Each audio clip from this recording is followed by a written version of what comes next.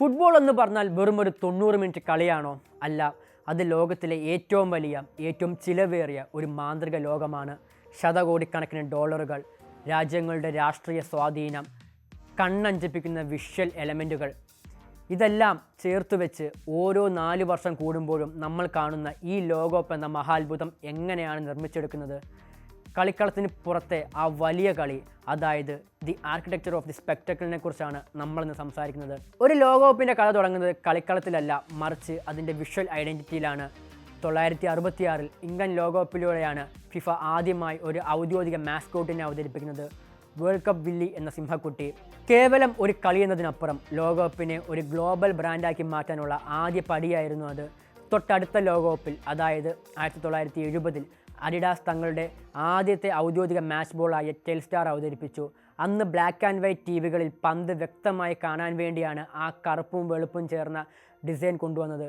എന്നാൽ ഇന്ന് പന്തിൻ്റെ ഉള്ളിൽ റെഫറിമാർക്ക് ഡേറ്റ വരെ കൈമാറുന്ന ഹൈടെക് ചിപ്പുകൾ വരെ എത്തി നിൽക്കുന്നു. ഇന്നത്തെ ലോകകപ്പ് ഓപ്പണിംഗ് സെറമണികൾ നിങ്ങൾ ശ്രദ്ധിച്ചിട്ടുണ്ടോ? അത് ഒളിമ്പിക്സിനെ പോലും വെല്ലുന്ന തരത്തിലുള്ള ഒരു വലിയൊരു വിഷ്വൽ തിയേറ്ററാണ്. സംസ്കാരവും രാഷ്ട്രീയവും സാങ്കേതികവിദ്യയും ഒന്നിച്ചു ചേരുന്ന ഒരു വലിയ ഗംഭീര പ്രകടനം.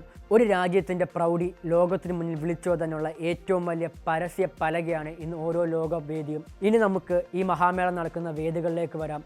ആധുനിക ലോകകപ്പുകളിൽ സ്റ്റേഡിയങ്ങളെന്ന് പറഞ്ഞാൽ കേവലം പന്ത് കളിക്കാനുള്ള സ്ഥലമല്ല, അവ കോടികൾ മുടക്കി പണിയുന്ന അതിശയകരമായ വാസ്തുശില്പ സ്മാരകങ്ങളാണ്. ടൂർണമെൻറ്റ് നടക്കുന്ന ഒരു മാസം ഈ സ്റ്റേഡിയങ്ങൾ ലോകത്തിൻ്റെ കേന്ദ്ര ബിന്ദുവായി മാറും. ഒരു ആധുനിക സ്റ്റേഡിയം നിർമ്മിക്കാൻ എത്ര കോടികളാണ് ചിലവഴിക്കുന്നത് എന്ന് നിങ്ങൾ ആലോചിച്ചിട്ടുണ്ടോ? അത്യാധുനിക കൂളിംഗ് സിസ്റ്റം, ആഡംബര VIP റൂമുകൾ, പ്രകൃതിദത്ത പുൽത്തകിടകൾ. എന്നാൽ ഇതിൻ്റെ പിന്നിലൊരു കൈപ്പേറിയ യാഥാർത്ഥ്യമുണ്ട്. ഫുട്ബോൾ കഴിഞ്ഞാൽ ഇവയിൽ പല സ്റ്റേഡിയങ്ങളും ഉപേക്ഷിക്കപ്പെടാറുണ്ട്. ഇതിനെയാണ് നമ്മൾ വൈറ്റ് എലിഫൻസ് അഥവാ വെളുത്ത ആനകളെന്ന് വിളിക്കുന്നത്. 2 മാസത്തെ തിളക്കത്തിന് ശേഷം കോടികൾ മുടക്കിയ ഈ സ്മാരകങ്ങൾ പിന്നീട് വലിയൊരു സാമ്പത്തിക നഷ്ടത്തിലേക്കാണ് പോകുന്നത്.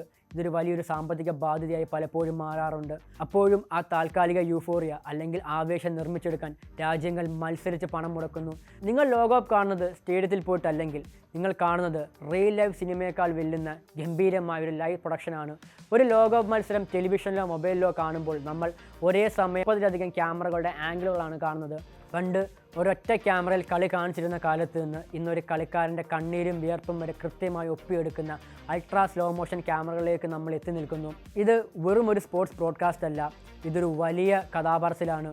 ഓരോ മത്സരത്തെയും ഒരു വലിയ ഡ്രാമ സീരീസ് പോലെ നമ്മുടെ ലിവിംഗ് റൂമുകളിലേക്ക് എത്തിക്കാൻ വലിയൊരു വിഭാഗം ടെക്നീഷ്യന്മാർ ഇതിൻ്റെ പിന്നിൽ പ്രവർത്തിക്കുന്നുണ്ട്. ഭൂമിയിലെ പകുതിയിലധികം ജനങ്ങളെ ഒരേ സമയം ഒരൊറ്റ സ്ക്രീനിലേക്ക് പിടിച്ചിരുത്താൻ കഴിയുന്ന വേറെ ഏത് മാതൃകയാണുള്ളത്?